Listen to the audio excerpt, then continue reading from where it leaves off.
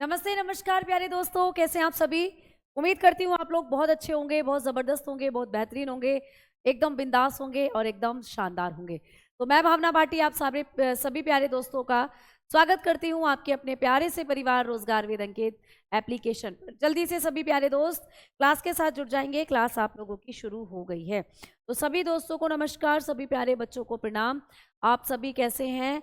आशा है, उम्मीद है आप लोग बहुत अच्छे होंगे। बहुत अच्छे से आपका जो क्लासेस हैं वो चल रही होंगी और चीज़ों को आप अच्छे से समझकर कर रहे होंगे। तो भाई आ जाइए, सेशन को शुरू करते हैं। और रक्त की आज हमारी फिर से एक और क्लास होगी जिसमें हम लोग हमारी WBC, RBC और प्लेटलेट्स इनके बारे में करेंगे दोस्तों बातें। तो आइए हम लोग चीज़ों को शुरू करते हैं, ठीक है। तो आज के इस क्लास में हम लोग किसके बारे में बात करने वाले हैं? RBC के बारे में। Good evening, good evening. Prasad आ चुके हैं, मोना आ चुके हैं, सभी बच्चों के कमेंट्स मुझे नज़र आ रहे हैं। क्या आप लोग मुझे देख पा रहे हो? जल्दी बताओ। क्या आप सभी प्यारे दोस्त मुझे सुन पा रहे हैं?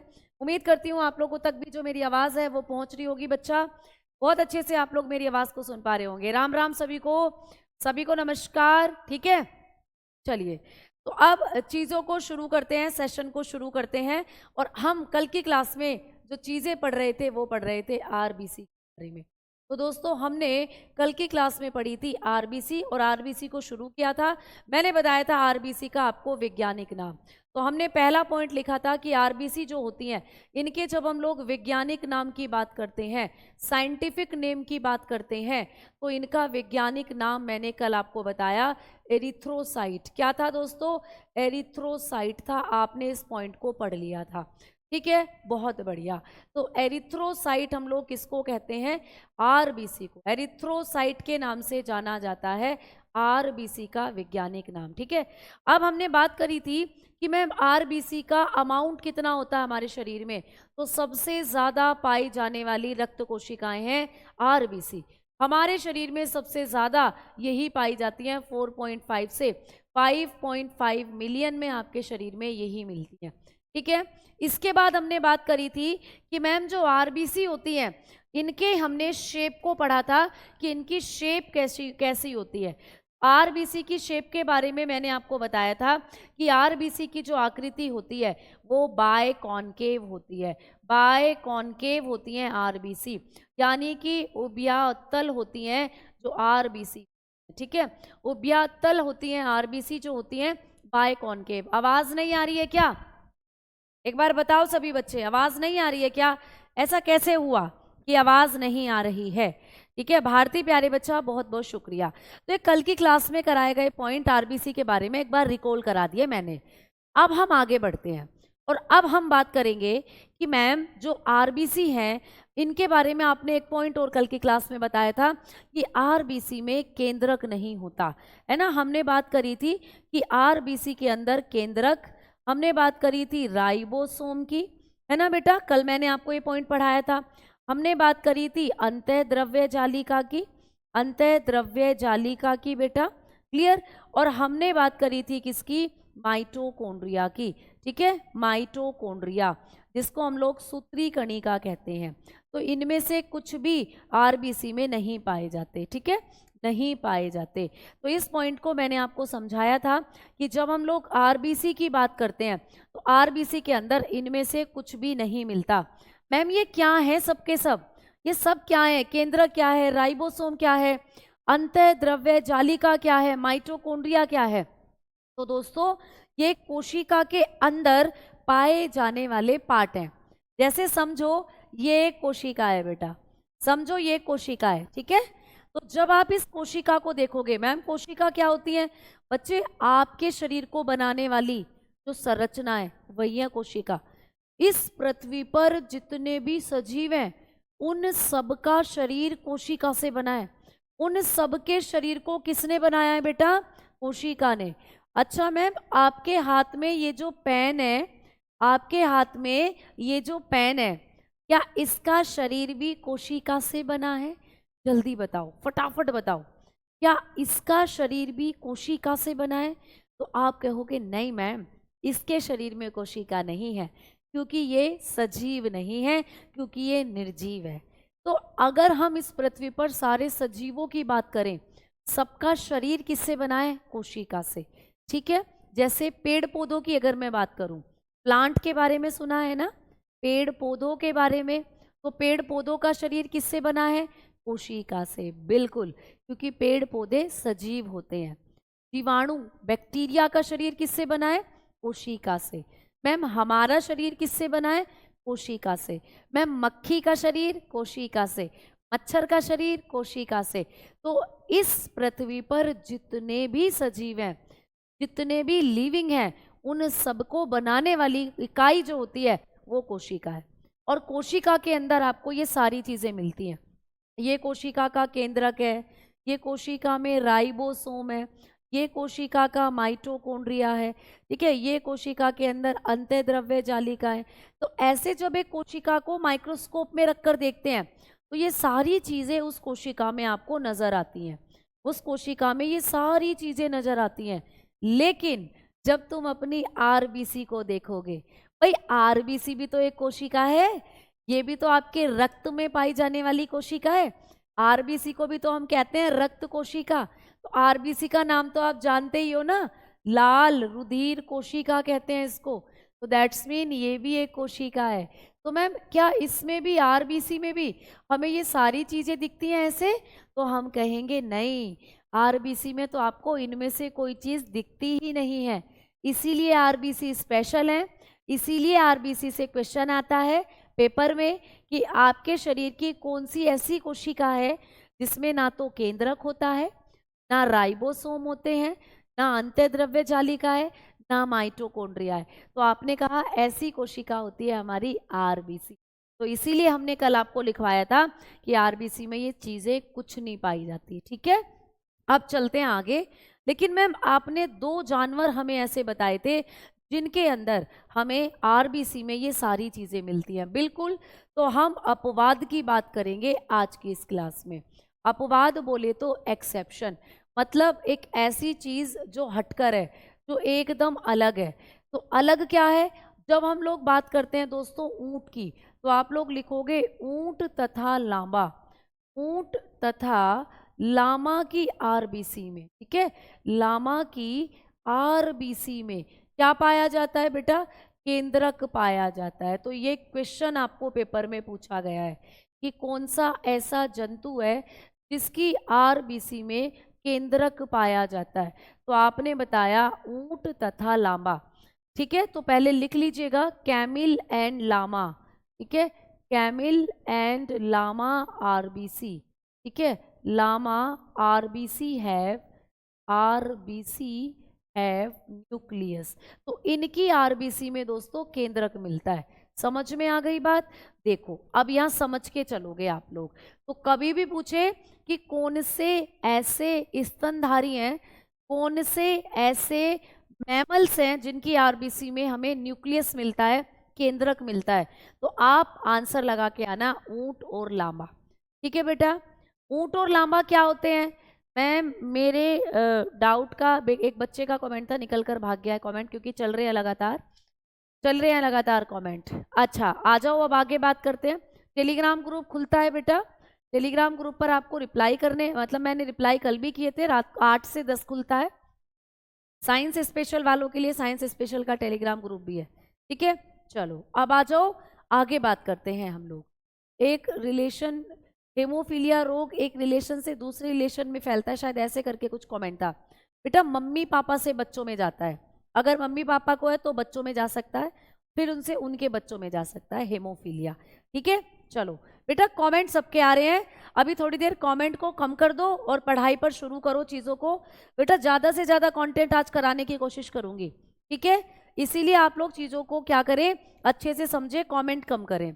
अब देखो, जब हम लोग ऊंट और लामा की आरबीसी की बात करते हैं, जब हम लोग बात करते हैं कि मैम कैमिल और जो लामा होता है इनकी आरबीसी को, इनकी आरबीसी में क्या अंतर है, तो बेटा ये तुम्हारी आरबीसी है, देखो ये मानव की आरबीसी होती है। ये किसकी आरबीसी है? मानव की आरबीसी है। आपकी आरबीसी में देखो आपको केंद्रक कहीं नहीं दिख रहा, लेकिन जब आप ऊंट की आरबीसी देखते हो बेटा, है ना, ऊंट की आरबीसी जब आप लोग देखते हो तो आपको यहाँ पर केंद्रक नजर आता है। तो ऊंट की आरबीसी में आपको केंद्रक मिलता है। क्यों? क्योंकि ऊंट की आरबीसी की जो शेप होती है वो भी आपको याद रखनी है। तो एक पॉइंट यहाँ से ये पूछ सकता है कि जो ऊंट होता है इसकी आरबीसी की शेप कैसी होती है।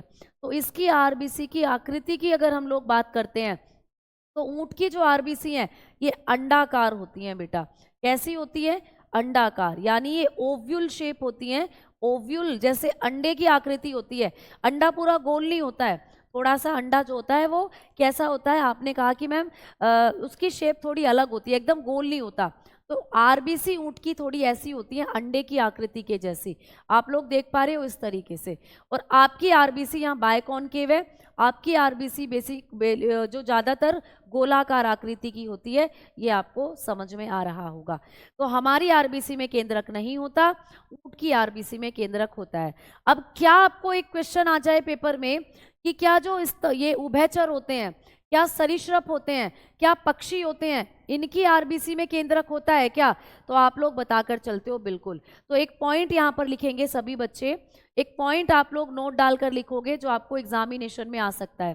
ठीक है, पक्षी तो जानते हो सभी बच्चे, पक्षी हो गए बेटा, सरीसृप हो गए, सरीसृप सभी बच्चे जानते हैं, रेप्टाइल, और बेटा उभयचर जिसको कहते हैं हम लोग एम्फीबियन, जिसमें आते हैं बेटा आपके मेंढक वगैरह। तो पक्षी, सरीसृप, उभयचर की आरबीसी में केंद्रक पाया जाता है। इस बात को भी याद रखना, आरबीसी में केंद्रक पाया जाता है। तो आपको ये भी याद रखना है कि कभी आपको पूछे कि इनमें से किसकी आरबीसी में केंद्रक नहीं पाया जाता, ऐसे क्वेश्चन आ जाता है। ऑप्शन दे देगा कबूतर, ऑप्शन दे देगा सांप, ऑप्शन दे देगा मेंढक, ऑप्शन दे देगा ऊंट। तो फिर आपको पहचानना है कि किसकी आरबीसी में नहीं होता है। तो ऑप्शन दे देगा आपको मानव। तो आपको फिर पहचानना पड़ता है कि किसकी आरबीसी में केंद्रक नहीं है। तो मानव की आरबीसी में केंद्रक नहीं होता, या मानव स्तनधारी की कैटेगरी में आता है। हम लोग मैमल हैं और ऊंट भी मैमल है बेटा। मैमल वो होते हैं जो अपने बच्चों को दूध पिलाते हैं, तो ऊंट भी दूध देता है। हम इंसानों में भी स्तन ग्रंथियां होती हैं, है ना। आपने कहा मैम डॉगी, एक कुत्ता, वो भी अपने बच्चों के लिए दूध का निर्माण करता है। गाय, भैंस सब स्तनधारी है। तो स्तनधारियों की आरबीसी में केंद्रक नहीं होता। जबकि जब हम लोग बात करते हैं पक्षी की, सरीसृपों की, उभयचर की, तो इनकी आरबीसी में केंद्रक होता है। तो बताकर चलोगे बर्ड्स, रेप्टाइल्स एंड एम्फीबियन। तो एम्फीबियन वगैरह जो होते हैं इनकी आरबीसी में केंद्रक होता है। Have nucleus in their RBC, have nucleus in their RBC. तो इनकी आरबीसी में क्या होता है? न्यूक्लियस पाया जाता है। जल्दी बताओ, फैक्ट समझ में आया आप लोगों को? अब देखो मैं आपको समझाती हूँ कि कैसे क्वेश्चन आएगा, आप मुझे बताना।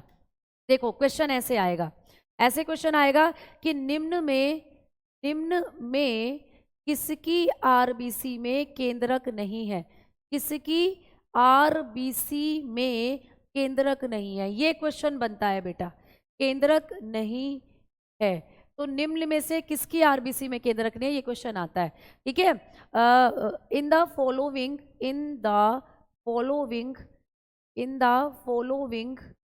which RBC do not have, which RBC not have nucleus, not have nucleus। अब सारे बच्चे आंसर बताना कि क्या होगा सही। ठीक है, ऑप्शन दे रही हूँ बेटा, किसकी आरबीसी में केंद्रक नहीं है। ऑप्शन ए हो गया, आपको पूछा जाएगा मछली।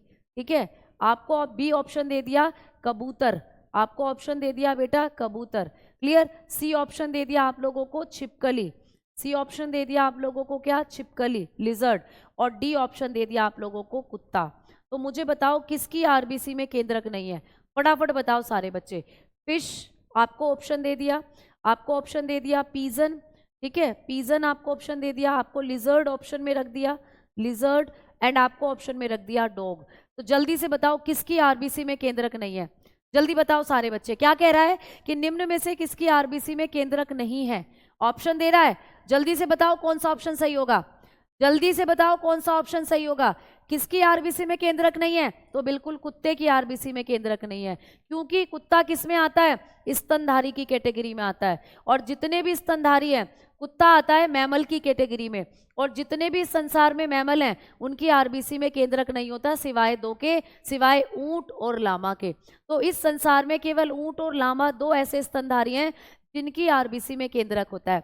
बाकी मछली की आरबीसी में भी केंद्रक होगा, तो यहाँ भी इसकी आरबीसी में आपको न्यूक्लियस दिखेगा। पीजन की आरबीसी में भी केंद्रक दिखेगा। लिजर्ड सरीसृप में आती है, इसकी आरबीसी में भी केंद्रक दिखेगा। हमारी आरबीसी ऐसे दिखेगी खाली, या कुत्ते की आरबीसी दिखेगी खाली। हो गया पॉइंट क्लियर? ऐसे क्वेश्चन आते हैं पेपर में। चलो आ जाओ, अब अगले पॉइंट की तरफ चल रहे हैं। अब बढ़ेंगे आगे कि मैम आरबीसी का निर्माण कहाँ होता है। ठीक है, तो बात करेंगे हम लोग आरबीसी का निर्माण। दोस्तों आरबीसी का निर्माण कहाँ होता है, यानी कि फॉर्मेशन ऑफ आरबीसी। तो आरबीसी कहाँ बनती है आपको पूछा जाता है। तो आपको मैंने बताया था कि जब हम लोग ब्लड की बात करते हैं, रक्त की बात करते हैं, तो रक्त बनता है हमारे बोन मैरो के अंदर। तो आरबीसी का निर्माण होता है लाल बोन मैरो में। कहाँ? लाल अस्थि मज्जा में। आरबीसी कहाँ बनती है बेटा? लाल अस्थि मज्जा में बनती हैं। अच्छा मैम, लाल अस्थि मज्जा भी होता है क्या? तो हाँ जी बेटा, रेड बोन मैरो। जो आरबीसी होती हैं इनका निर्माण कहाँ होता है? रेड बोन मैरो में होता है। मैडम कहाँ होता है रेड बोन मैरो? तो मान लो ये तुम्हारी हड्डी है, मान लो बेटा ये तुम्हारी हड्डी है, ठीक है, ये तुम्हारी क्या है? बोन है, हड्डी है। क्लियर? तो इस हड्डी की जब हम लोग बात करते हैं, तो इस हड्डी में यहाँ पर ये वाला एरिया होता है रेड बोन मैरो, ये वाला एरिया। तो आपकी बॉडी के अंदर जो आपकी हड्डी होती है, हड्डी के अंदर जो ये वाला स्थान होता है, ये इसको कहते हैं रेड बोन मैरो। यहीं पर बनती है आरबीसी, है ना? तो आरबीसी का मछली की आरबीसी में भी केंद्रक होता है बेटा। मैम कबूतर भी स्तनधारी है बेटा। कबूतर स्तनधारी कहाँ है? कबूतर तो पक्षियों में आता है, कबूतर तो पक्षी है प्यारे बच्चा। तो कबूतर की आरबीसी में तो केंद्रक होता है, पक्षियों की आरबीसी में तो केंद्रक होता है केवल, ठीक है। हेमोपोइटिस क्या होता है बेटा? हेमोपोइटिस मैंने आपको बताया था कि रक्त निर्माण की क्रिया को कहा जाता है हेमोपोइटिस। रक्त निर्माण की क्रिया, जब आपके शरीर में रक्त बनता है तो उसको हेमोपोइटिस के नाम से जाना जाता है। ठीक है, चलो आ जाओ, आगे बात कर रहे हैं। बट मैम अभी आपने बोला कि देखो भैया यहाँ पर आ जाओ, मैंने क्या बोला कि ये जो आप लोगों के ऊंट तथा लामा की आरबीसी में केंद्रक मिलता है। ऊंट और लामा क्या है? स्तनधारी हैं बेटा, मैमल हैं। केवल ये दो स्तनधारी ऐसे जिनकी आरबीसी में केंद्रक मिलेगा। और यहाँ पर मैंने लिखा पक्षी, सरीसृप, उभयचर की आरबीसी में भी केंद्रक मिलता है। तो कबूतर तो पक्षी में आ गया ना, और यहाँ पे आप मछली भी लिख सकते हो बेटा, मछली भी लिख लो अगर आप मछली के लिए कंफ्यूज हो रहे हो तो मछली भी लिख लो। फिश के पास भी पाया जाता है केंद्रक। तो मछली, पक्षी, सरीसृप, उभयचर, इनकी आरबीसी में केंद्रक मिलता है। स्तनधारियों की आरबीसी में केंद्रक नहीं मिलता। और कुत्ता एक स्तनधारी था, इसीलिए उसकी आरबीसी में केंद्रक नहीं था, इसीलिए कुत्ते को हमने यहाँ पर सही माना। ठीक है ना? समझ में आ गई? क्लियर? चमगादड़ स्तनधारी में आती है। अगर यहाँ चमगादड़ ऑप्शन होता तो चमगादड़ फिर सही हो जाता। ठीक है, चमगादड़ स्तनधारी में आती है बेटा, वो बाद में पढ़ेंगे हम कौन स्तनधारी में आता है, कौन सरीसृप में, वो पूरा चैप्टर है, उसको कराऊंगी। ठीक है, चलो आ जाओ। तो यहाँ पर ये होता है रेड बोन मैरो। इस रेड बोन मैरो में ही आप लोगों का क्या बनता है बेटा? आप बताते हो आरबीसी बनती है। ठीक है, क्लियर? आ जाओ आगे बात करते हैं। अब बात आती है कि इस रेड बोन मैरो में कौन सा ऐसा हार्मोन है जो आरबीसी बनाने का काम करता है। तो यहाँ पर एक हार्मोन आपका बनेगा बेटा। वैसे तो वो हार्मोन आपकी किडनी बनाती है, बट ये किडनी से निकलकर ये हार्मोन यहाँ आपके बोन मैरो में पहुँचता है। तो कौन सा हार्मोन है जो आरबीसी बनाने का काम करता है? तो आप बताते हो एरिथ्रोपोइटीन। ठीक है, एरिथ्रोपोइटीन, एरिथ्रोपोइटीन नाम का हार्मोन। ठीक है, आप बताएंगे एरिथ्रोपोइटीन। एरिथ्रोपोइटीन नाम का हार्मोन होता है। ये हार्मोन क्या करता है? एरिथ्रोपोइटीन हार्मोन आरबीसी का निर्माण करता है, आरबीसी का निर्माण करता है। तो आपको याद रखना है कि कौन सा हार्मोन है जो आरबीसी का निर्माण करता है। तो तो आप बताते हो एरिथ्रोपोइटिन। ठीक है, ये क्या काम करता है बेटा? Formed RBC, formed RBC. वैसे तो मैंने आपको बताया था कि हमारे जो आप लोगों की भ्रूणीय अवस्था में जब आपका ब्लड बनता है तो वहाँ पर स्टेम सेल जो होती हैं, हेमेटोपोइटिक स्टेम सेल जो होती हैं, वो क्या करती हैं?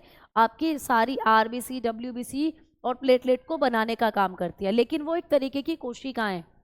यहाँ पर हम बात कर रहे हैं एक हार्मोन की। तो जब भी आपको पेपर में क्वेश्चन आए कि कौन सा हार्मोन आरबीसी को बनाने का काम करता है, तो एरिथ्रोपोइटिन नाम का हार्मोन होता है, ये आरबीसी बनाता है बेटा, ये हार्मोन है। हमने जब पहली या दूसरी क्लास में बात करी थी या तीसरी क्लास में, वो बात करी थी कोशिकाओं के बारे में, स्टेम सेल। तो वो कोशिकाएं थी। तो कौन सी कोशिकाएं आरबीसी बनाएंगी? तो आपने कहा था हेमेटोपोइटिक स्टेम सेल आरबीसी बनाएंगी, जो आप पढ़ चुके हो। लेकिन यहाँ पर अब बात कर रहे हैं हार्मोन की। तो ये हार्मोन होता है एरिथ्रोपोइटिन हार्मोन, ये आरबीसी का निर्माण करता है आपके रेड बोन मैरो में। तो दोनों चीजें अलग अलग हैं बेटा। एक तरफ हमने पढ़ी थी रक्त का निर्माण करने वाली कोशिका, जो कि हेमेटोपोइटिक सेल थी, और एक तरफ हम पढ़ रहे हैं आरबीसी का निर्माण करने वाला हार्मोन। तो हार्मोन होगा एरिथ्रोपोइटिन। कैसे याद करोगे? देखो, आरबीसी का नाम भी तो एरिथ्रोसाइट होता है, तो एरिथ्रो का मतलब ही होता है लाल, तो लाल रक्त कोशिका को बनाने वाला हार्मोन एरिथ्रोपोइटिन हो जाता है। ठीक है, समझ में आ गई बात? एरिथ्रोपोइटिन हो जाता है। It does not happen that, जो चमगादड़ है, चमगादड़ की आरबीसी में भी केंद्रक नहीं होता, क्योंकि चमगादड़ एक स्तनधारी है। ठीक है। अच्छा, एक बच्चा कह रहा है कि पूरा लिखा करो। बेटा यहाँ पर क्या दिक्कत आ रही है बताओ? लिखवा, यहीं पर मैं यही चीज लिखवाती कि एरिथ्रोपोइटिन हार्मोन होता है बेटा, ये क्या करता है? आरबीसी का निर्माण करता है। लिख लो सेम ऐसे ही। एक हार्मोन है जिसका नाम क्या है? एरिथ्रोपोइटिन। क्या काम करता है? आरबीसी का निर्माण करता है। कोई दिक्कत मेरे बच्चा? कोई दिक्कत नहीं। आरबीसी का निर्माण कहाँ होता है? लाल अस्थि मज्जा में। ठीक है। अगर आप पूरा लाइन टू लाइन चीजें लिखना चाहते हो तो वो तो बहुत गलत है बेटा, फिर तो तुम कॉपियां भरते रह जाओगे, फिर तो तुम कॉपियां भरते रह जाओगे बेटा। तो इसीलिए आपको यहाँ पर चीजें स्मार्ट तरीके से पढ़नी है। कम कम कॉपियां भरो, सिलेबस को पढ़ो ज्यादा, समझो ज्यादा कंटेंट को। आ जाओ आगे बात करते हैं। तो आपको यहाँ पर ये मुद्दा भी कंप्लीट हो गया।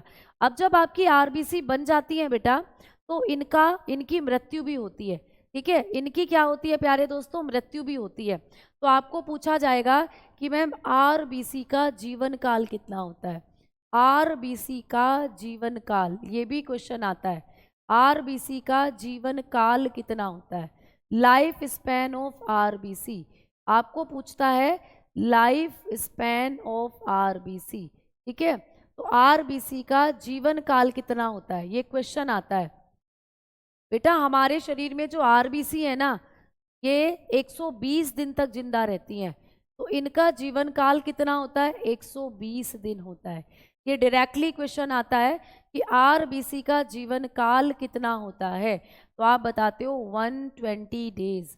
आरबीसी का जीवन काल 120 दिन होता है। 120 दिन तक जिंदा रहती है आपकी आरबीसी, उसके बाद मर जाती हैं बेटा, उसके बाद मर जाती हैं। अच्छा, बोर्ड के कलर में क्या दिक्कत आ रही है? बोर्ड का कलर तो एकदम सही है बेटा, एकदम लाइट कलर है। आपको बहुत ज्यादा दिक्कत तो यहाँ पर नहीं होनी चाहिए, आदत पड़ जाएगी, अभी 2-3 दिन और पढ़ोगे तो। आरबीसी का कितने दिन तक जिंदा रहती है बेटा? आरबीसी 120 दिन तक जिंदा रहती है। अच्छा मैम, उसके बाद मर जाती हैं? हाँ जी बेटा। कहाँ पर मरती है आरबीसी की? मैम डेथ कहाँ पर होती है? आरबीसी की मृत्यु कहाँ होती है, ये आपको पूछ ले तो आप लोग बताओगे कि आरबीसी की जो मृत्यु होती है, आरबीसी की जो डेथ होती है, वो होती है बेटा कहाँ? स्प्लीन के अंदर। तो आप लोग बताकर चलते हो कि आरबीसी जब आपके शरीर में मर जाती हैं तो इनकी मृत्यु स्प्लीन में होती है। ये बहुत अच्छा प्रश्न है, प्लीहा में होती है। ये पूछा जाता है कि आरबीसी की मृत्यु कहाँ होती है, तो आप बताते हो प्लीहा में होती है, स्प्लीन में होती है बेटा। ठीक है, स्प्लीन यानी कि प्लीहा जिसको कहते हो। तो आरबीसी की डेथ के बारे में जब क्वेश्चन आएगा तो आपको बताना है कि आरबीसी की मृत्यु प्लीहा में होती है, स्प्लीन में होती है। मैम प्लीहा क्या होता है? मैम स्प्लीन क्या होता है? तो आपके शरीर में जैसे लीवर होता है ना, वैसे ही ये एक ऑर्गन है आपकी बॉडी का। ठीक है, ये एक ऑर्गन है आपकी बॉडी का जिसको हम लोग कहते हैं बेटा स्प्लीन, ठीक है। अभी देखो आप लोग प्यारे दोस्तों कमेंट पर इतना ज़्यादा कंसंट्रेट करते हो कि पढ़ नहीं पाते हो आप लोग। पढ़ लो पहले, जब भी कोई आपका, मैं बोल रही हूँ ना, मैं अभी लास्ट के 5 मिनट आपके डाउट भी लूंगी। और डाउट सेक्शन बन चुका है, डाउट ग्रुप बन चुका है बेटा। आपके कोई भी डाउट आप पूछो वहां पर अपना डाउट जी भर के। अभी फिलहाल क्लास में पढ़ लो बेटा, ठीक है, एकदम चीज़ों को समझ लो। तुम्हारे मन की जो क्यूरियोसिटी है इनको थोड़ा सा शांत करो। जब आप कमेंट कम करोगे तभी तो मैं यहाँ पढ़ा पाऊंगी, जब भी तो ज़्यादा से ज़्यादा सिलेबस को हम अच्छे से कवर कर पाएंगे। तो इसीलिए आप अच्छे से पहले पढ़ लो, ठीक है, क्लियर। चलो आओ अब इधर देखो, अब मैं कमेंट नहीं देखूंगी किसी के, अब मुझे यहाँ पे पहले सारे फैक्ट बताने हैं, फिर समझा आपके कमेंट डाउट लूंगी मैं। अब देखो इधर, आरबीसी की मृत्यु कहाँ होती है बेटा? स्प्लीन में। अब स्प्लीन के बारे में पढ़ेंगे बेटा। ये जो स्प्लीन होता है ना मैम, कैसा दिखता है ये स्प्लीन? मैंने पहले भी दिखाया है आपको। आपकी बॉडी का ये एक ऑर्गन होता है स्प्लीन, देखो ये रहा स्प्लीन। तो आपकी जो पसलियां होती हैं बेसिकली, मतलब जैसे अभी मैं खड़ी हूँ, ये मेरी पसलियां हैं, तो पसलियों के सबसे निचली वाली पसली के अंदर, या ये देखो कि जो लोवेस्ट आपकी रिब्स होती हैं, इनमें आपका स्प्लीन पाया जाता है। तो ये है आपका स्प्लीन।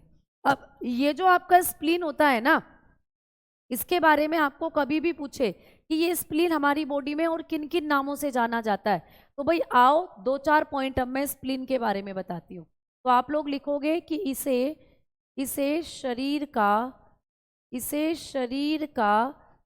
रुधिर बैंक कहते हैं। ये क्वेश्चन आया हुआ है कि शरीर के किस अंग को शरीर का रुधिर बैंक कहते हैं, तो आप बताते हो स्प्लीन को, ठीक है। तो ये जो स्प्लीन है इसे आपके शरीर का रुधिर बैंक कहते हैं। तो इट इज नोन एज क्या कहेंगे बेटा? It is known as blood bank of the body. आपके शरीर का ये ब्लड बैंक है। अब आप जानते हो बैंक के बारे में, blood bank of the body. भाई एक बैंक होता है जहाँ से हम पैसे निकाल कर लाते हैं। जब कभी हमें ज़रूरत पड़ती है तो हम अपने पैसे लाते हैं या बैंक में जमा करते हैं। सिमिलरली आपके शरीर के अंदर भी जो आपका स्प्लीन है, इसको शरीर का ब्लड बैंक कहते हैं। क्यों? क्योंकि यहाँ पर हमेशा कुछ मात्रा में खून इकट्ठा रहता है। देख पा रहे हो ये स्प्लीन है, तो ऐसा समझो कि इस स्प्लीन के अंदर आपका कुछ मात्रा में खून भरा रहता है। देखो ये रही आपकी ये धमनी और शिराएं, तो देखो इस स्प्लीन के अंदर ये खून भरा हुआ है। तो जब कभी आपके शरीर को खून की ज़रूरत होती है तो यहाँ से आपकी बॉडी खून ले सकती है। देखो समझना, जैसे मेरे इस हाथ में चोट लग गई, अब खून बाहर निकल रहा है, अब मेरे यहाँ से सारा खून जो नसों में था वो बाहर निकल गया। अब यहाँ की नसों को खून की ज़रूरत है, यहाँ की मसल्स को खून की ज़रूरत है, तो मेरा स्प्लीन यहाँ से वापस खून देना शुरू कर देगा। तो ज़रूरत पड़ने पर हमारा शरीर इस स्प्लीन से खून ले भी सकता है। जैसे आपने अपने गुल्लक में पैसे भर रखे थे, है ना, अब आपको एक खिलौना बहुत अच्छे से पसंद आ गया। आज क्योंकि बच्चों का दिन है, चिल्ड्रंस डे है आज, तो आप बड़े बच्चे हो तो बड़े बच्चों को बच्चों के बाल दिवस की ढेरों शुभकामनाएं। Happy children's day to all. अब आप बच्चे हो, कोई बच्चा खिलौना खरीदता है, अब मम्मी पापा उसको खिलौना दिला नहीं रहे, तो उस बच्चे ने सोचा कि मेरी गुल्लक में जो पैसे हैं उन पैसों से इस खिलौने को खरीद लेता हूँ। तो वो बच्चा उन पैसों को जो गुल्लक में जमा कर रहा था, तो उस गुल्लक को तोड़कर पैसे ले लेता है और खिलौना ले आता है। तो कहने का मतलब ये है कि उस बच्चे ने जो पैसे जमा कर रखे थे वो पैसे उसको फिर काम आए ज़रूरत पड़ने पर। तो सिमिलरली ये रक्त की गुल्लक है, ये आपके खून की गुल्लक है स्प्लीन, इसमें रक्त भरा रहता है बेटा। जब कभी आपके शरीर को खून की ज़रूरत होती है तो यहाँ से खून आपकी बॉडी में ट्रांसफ़र हो जाता है, यहाँ से आपके अंगों में खून चला जाता है, और जब यहाँ का भी खून खत्म हो जाता है तब रोगी की मृत्यु हो जाती है। एक्सीडेंट वगैरह के केस में यही होता है कि शरीर से सारा खून बाहर निकलता है, तो स्प्लीन फिर अंगों तक सप्लाई करने लगता है ब्लड की। अब फिर स्प्लीन का भी ब्लड खत्म हो जाता है तो फिर रोगी की मृत्यु हो जाती है। तो ये आपकी बॉडी के अंदर एक क्या है, एक ब्लड बैंक की तरह काम करता है। तो ये आपके शरीर का रुधिर बैंक है। समझ में आ गई बात? इसी को हम लोग क्या कहते हैं? इसी को कहा जाता है आरबीसी का कब्रिस्तान। तो इसे आरबीसी का कब्रिस्तान भी कहते हैं। क्यों? कब्रिस्तान जानते हो क्या होता है? तो इसे आरबीसी का कब्रिस्तान कहते हैं।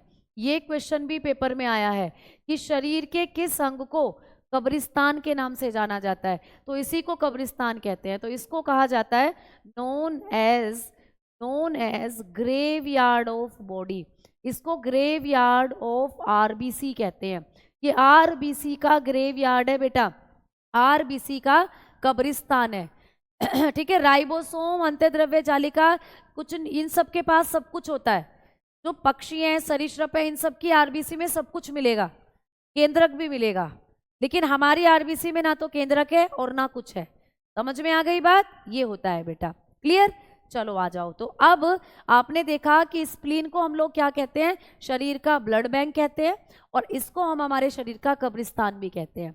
ये हमारे शरीर में किस तरफ होता है? तो ये शरीर की बाईं ओर, यानी कि शरीर में पसलियों के अंदर ये पाया जाता है। ठीक है, पसलियों में बाईं ओर होता है बेटा। कहाँ होता है? बाईं ओर पाया जाता है। तो ये आपको कहाँ पाया जाता है ये भी पूछ सकता है। तो ये आपके शरीर में पसलियाँ जो होती हैं उनमें बाईं ओर पाया जाता है बेटा। जैसे कि अभी मैं यहाँ खड़ी हूँ, तो ये मेरा राइट है, ये मेरा लेफ्ट है, तो लेफ्ट साइड में है मेरा स्प्लीन, और लीवर मेरा राइट साइड में है, तो ये अपोजिट डायरेक्शन में होते हैं। ठीक है, तो ये कहाँ होता है? बाईं ओर पाया जाता है। इट इज प्रेजेंट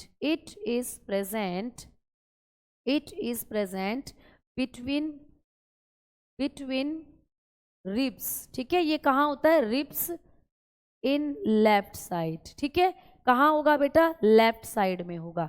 तो आपकी जो रिब्स होती हैं इनमें ये लेफ्ट साइड में आपको देखने को मिलता है जो स्प्लीन होता है। समझ में आ गई बात? ठीक है। हाँ, आपने तो कहा था कि डिलीवरी के दौरान कहाँ कहा था? मैंने कहा था जब कोई बच्चा माता के गर्भ में है, पल रहा है, उसमें लीवर बन गया है, तो उस दौरान स्प्लीन भी ब्लड बनाने का काम करता है बच्चे में। तो बच्चा जो माता के पेट में है अभी, उस बच्चे के अंदर जब लीवर बन गया है तो उस लीवर के साथ साथ स्प्लीन भी बनता है, और स्प्लीन भी ब्लड निर्माण का काम करता है। तो एक बच्चे में दोनों अंग मिलकर, एक भ्रूण में दोनों अंग मिलकर रक्त निर्माण का काम करेंगे, लीवर भी और स्प्लीन भी। और इसी स्प्लीन में जब हम वयस्क हो जाते हैं, हड्डियों में ब्लड बनने लगता है, तो इसी स्प्लीन के अंदर जाकर आरबीसी मरना शुरू हो जाती है। तो आपकी आरबीसी की जो डेथ होती है वो स्प्लीन में ही होती है, और इसीलिए स्प्लीन को आरबीसी का कब्रिस्तान कहते हैं। आ गई बात समझ में? ठीक है, चलो आगे बात करते हैं। अब आगे बढ़ेंगे, और आगे बढ़ेंगे तो अगले पॉइंट की तरफ बढ़ेंगे कि दोस्तों अब आरबीसी से आपको पूछा जाएगा कि मैम आरबीसी जो होते हैं इनकी संख्या जब हमारे शरीर में कम हो जाती है, ज़्यादा हो जाती है, तब कौन सी परेशानी होती है? तो आरबीसी की संख्या से रिलेटेड आपको कुछ पॉइंट पेपर में पूछा जाता है। आरबीसी की संख्या है ना, नंबर ऑफ आरबीसी। जैसा कि मैंने कहा कि आरबीसी आपके शरीर में सबसे ज़्यादा होती हैं बेटा, तो इनकी संख्या आपके शरीर में मैम कम हो जाए तो क्या हो जाएगा? तो भाई यहाँ पर 2 पॉइंट आपको याद रखने हैं। आरबीसी की संख्या जब शरीर में कम हो जाती है बेटा, ठीक है, कम हो जाती है तो कौन सी बीमारी हो जाती है? तो हमारे शरीर में जब आरबीसी की संख्या कम हो जाती है, लेस अमाउंट ऑफ आरबीसी, या आपके शरीर में आरबीसी कम हो जाता है, तो दोस्तों एक बीमारी हो जाती है। उस बीमारी को कहते हैं पॉलीसाइथीमिया। तो एक रोग हो जाता है प्यारे बच्चा। कौन सा रोग? तो आप बताते हो पॉलीसाइथीमिया हो जाता है। पॉलीसाइथीमिया, तो पॉलीसाइथीमिया नाम की बीमारी हो जाती है, पॉलीसाइथीमिया हो जाता है। तो जब आरबीसी हमारे शरीर में क्या हो जाती है बेटा? कम हो जाती हैं, तो इनकी कमी की वजह अधिक हो जाती हैं तो पॉलीसाइथीमिया होगा। अभी हमने कम लिखा हुआ है, तो हमारे शरीर में एनीमिया रोग हो जाता है। क्या होता है बेटा?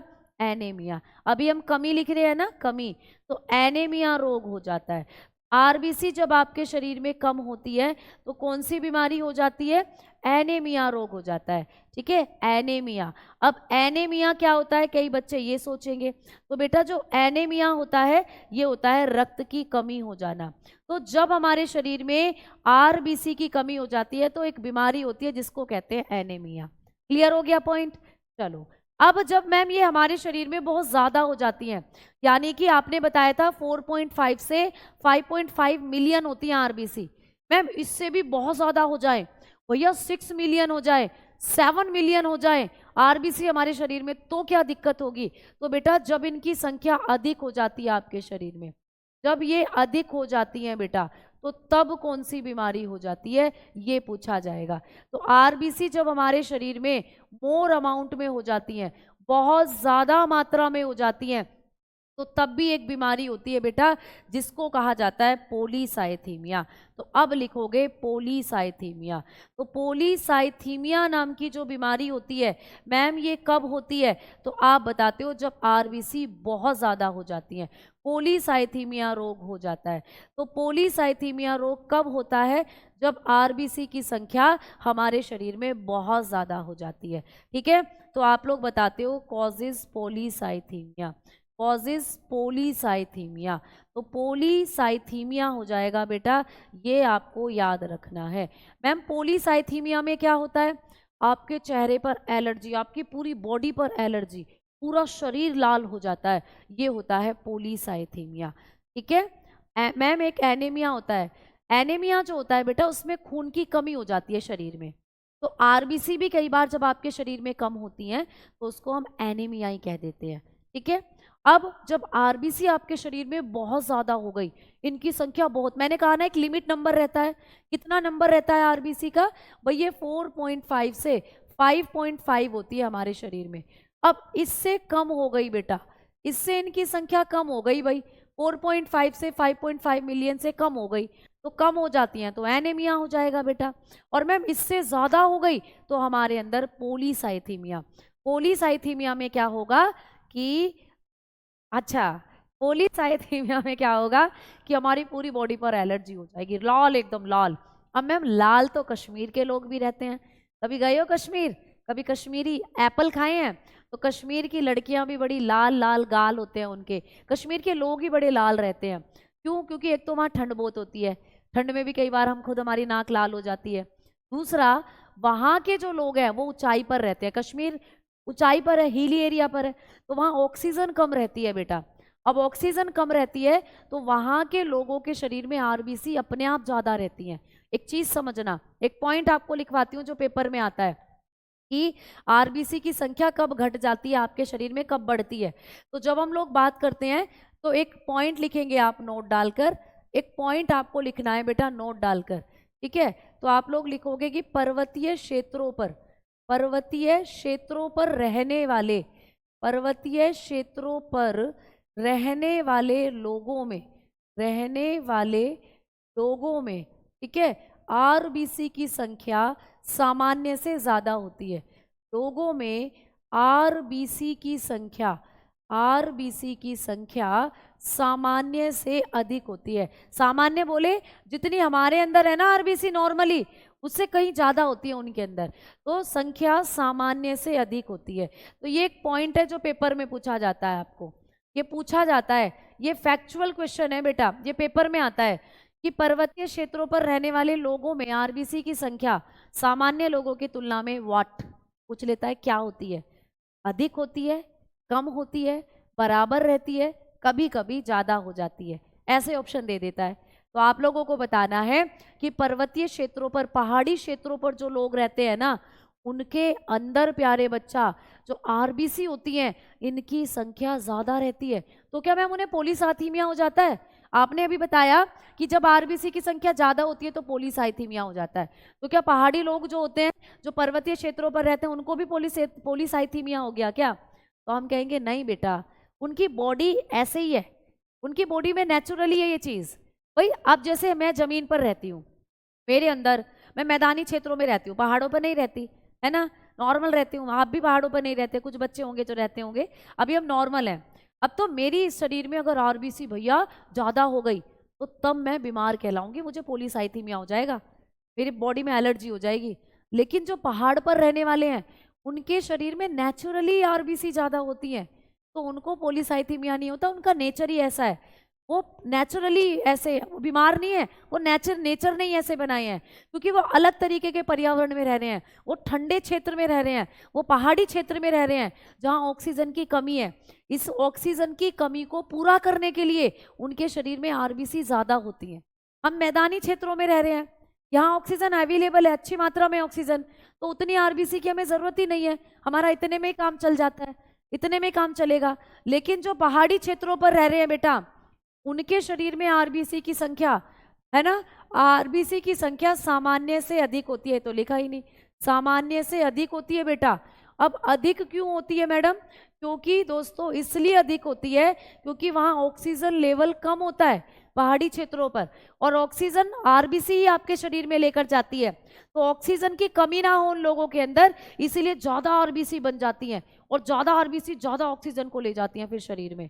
तो इसीलिए वहां ऑक्सीजन की मात्रा को पूरा करने के लिए आरबीसी की संख्या ज्यादा होती है।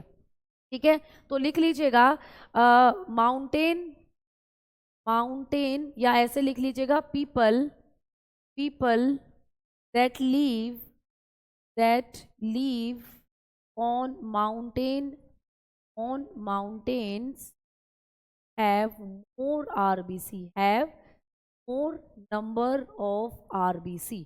तो इन लोगों के पास ज्यादा मात्रा में आरबीसी होती है। अब कोई पूछ ले क्यों? क्योंकि पहाड़ी क्षेत्रों पर ऑक्सीजन कम है और ऑक्सीजन की पूर्ति करने के लिए आरबीसी वहां ज्यादा चाहिए। समझ में आ गई बात? पॉइंट क्लियर हुआ है ना? तो ये क्वेश्चन आता है आपको फैक्चुअली पूछने के लिए, तो अब आप उसको गलत नहीं करके आना भाई, पहाड़ी क्षेत्रों में रहने वाले लोगों में आरबीसी ज्यादा होती है क्योंकि ऑक्सीजन की कमी है वहां, तो उस ऑक्सीजन को पूरा करने के लिए आरबीसी ज्यादा चाहिए। क्लियर हो गया पॉइंट? चलो अब आगे बात करते हैं। अब हम लोग बढ़ेंगे आगे की तरफ कि मैम जो हमारी आरबीसी होती हैं इनका काम क्या होता है, आरबीसी क्या वर्क करती हैं। तो आइए बात करते हैं वर्क ऑफ आरबीसी। अब हम लोग बात करेंगे वर्क ऑफ आरबीसी। आपके शरीर में जो आरबीसी हैं इनका काम क्या होता है, तो आप लोग बताते हो आरबीसी के कार्य क्या होते हैं, आरबीसी के कार्य। अब हम लोग बात करते हैं आरबीसी के कार्य बेटा, ठीक है, कि हमारे शरीर में जो आरबीसी हैं ये क्या काम करती हैं। कोई बच्चा बताएगा आपके शरीर में आरबीसी क्या काम करती हैं? पहला पॉइंट तो मैंने कह ही दिया आपको कि आरबीसी ऑक्सीजन को ले जाती हैं, है ना। चलो तो लिख लेते हैं। तो पहला काम क्या होता है, शरीर में ऑक्सीजन शरीर के अंगों तक, शरीर के अंगों तक, प्यारे बच्चों लिखना, शरीर के अंगों तक ऑक्सीजन पहुंचाना। ठीक है, तो आरबीसी का काम क्या होता है, शरीर के अंगों तक ऑक्सीजन पहुंचाना तथा अंगों से, ठीक है, तथा अंगों से कार्बन डाइऑक्साइड फेफड़ों तक लाना, अंगों से कार्बन डाइऑक्साइड फेफड़ों तक लाना। तो ये काम कौन करती है, आपकी आरबीसी करती है बेटा ये काम। तो आरबीसी का क्या काम होता है, आपके शरीर के अंगों तक ऑक्सीजन को लेकर जाएंगी और अंगों से वापस कार्बन डाइऑक्साइड को फेफड़ों तक लाएंगी। कैसे मैडम, कैसे? चलो समझते हैं। मान लो ये तुम्हारे शरीर के छोटे छोटे अंग है, ये तुम्हारी बॉडी के ऑर्गन है, ठीक है। अब तुमने सांस लिया, नाक से तुमने सांस लिया, है ना, ये तुम्हारी नाक है और ये तुम्हारी सांस वाली नली है, और यहाँ पर ये तुम्हारे फेफड़े हैं इस तरीके से, ठीक है। तो जब तुमने दोस्तों सांस लिया तो सांस लेने के साथ ऑक्सीजन अंदर गई तुम्हारी नाक में, और ऐसे ऐसे ऑक्सीजन तुम्हारे फेफड़ों में गई, गई तुम्हारे फेफड़ों में ऑक्सीजन। अब फेफड़ों से ऑक्सीजन निकलकर तुम्हारे रक्त में मिल जाती है बेटा। कहाँ मिल जाती है, तुम्हारी बॉडी के अंदर जो ब्लड है उसमें मिल जाती है। तो तुम्हारे फेफड़ों से ऑक्सीजन निकलकर तुम्हारे रक्त में मिल गई। अब रक्त ही इस ऑक्सीजन को ले जाएगा तुम्हारे अंगों तक, तुम्हारे ऑर्गन तक। तो इस रक्त में जो ऑक्सीजन थी बेटा, इस ऑक्सीजन को तुम्हारे अंगों तक पहुंचाने का काम किसने करा, रक्त ने करा। वीडियो रुक रही है क्या? जल्दी बताओ, बफरिंग हो रही है, क्लास अच्छे से नहीं चल रही है? बफरिंग हो रही है क्या क्लास में, एक बार बताओ सभी बच्चे। अब सही चल रही है भाई क्लास? जल्दी से बताएंगे सभी प्यारे दोस्त। अभी भी बफरिंग हो रही है ना? एक सेकंड रुको, एक सेकंड, एक सेकंड रुकेंगे सभी बच्चे। बफरिंग हो रही है क्लास में, है ना? एक सेकंड रुको, मुझे भी दिख रहा है साइड में बफरिंग हो रही है, एक सेकंड रुकेंगे बस।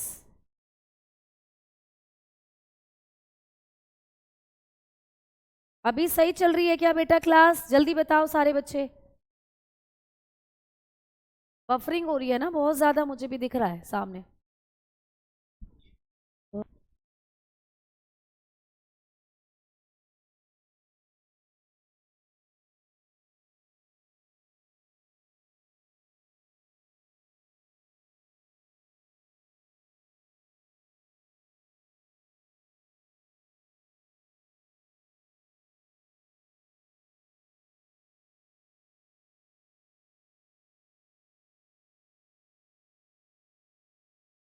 मुझे भी दिख रहा है बेटा कि क्लास थोड़ी सी सही चल नहीं रही है, बफरिंग हो रही है, वो एप्लीकेशन का इशू है।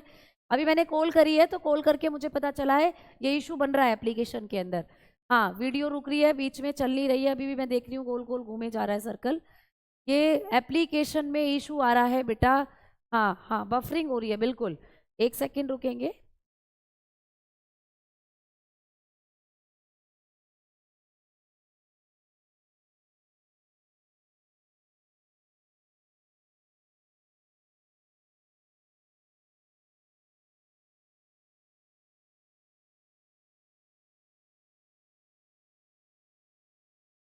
बफरिंग हो रही है मुझे दिख रहा है बेटा।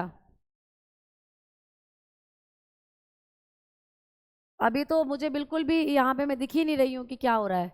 नहीं चल रहा है ना, बफरिंग हो रही है, बफरिंग बहुत ज़्यादा हो रही है।